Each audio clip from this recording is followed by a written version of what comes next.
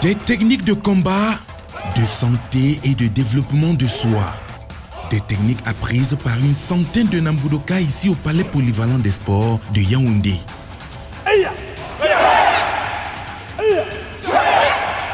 En posture d'enseignant, Serge Salvé, le français est instructeur international, ceinture noire 9e dan. La satisfaction est entière chez ses pratiquants. Il puise à bonne source depuis 4 jours.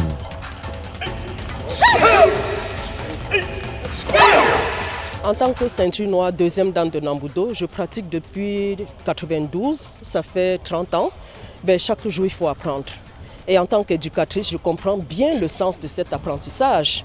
Parce qu'un esprit qui n'accepte pas d'être humble pour intégrer les nouvelles connaissances, il devient non seulement statique, mais il devient même fini par être rétrograde. Nous avons appris les techniques de défense.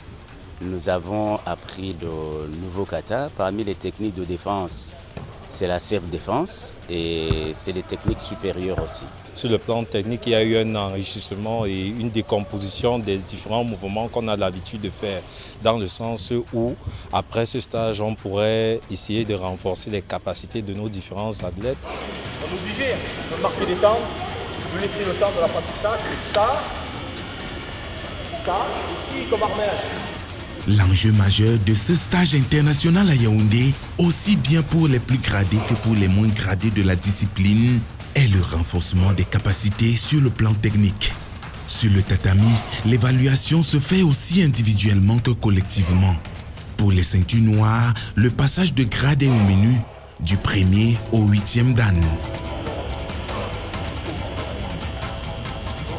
On est parti sur un programme technique très différent de ce qu'ils ont pu voir jusqu'à maintenant, qui reste bien sûr du Nambudo, avec des randori ou qu'on appelle des Kion Sambon Kumite, où il y a 3 attaques successives, des enchaînements d'esquive et de contre-attaque, de clés, projections, soumissions. Vous savez, le Nambudo camerounais, c'est une référence dans le monde, donc bien sûr il y a des grosses qualités techniques.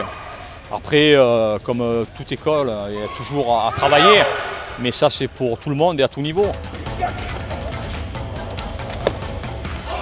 Nambudo n'est pas figé, il évolue, comme dans la dialectique de l'histoire. C'est-à-dire que même Maître Nambu lui-même de son vivant, il a évolué dans la pratique et en fonction de son âge, en fonction des nouvelles connaissances, ça a évolué par intégration, ça a évolué également par différenciation. On a levé ce qui pouvait faire mal, on a laissé.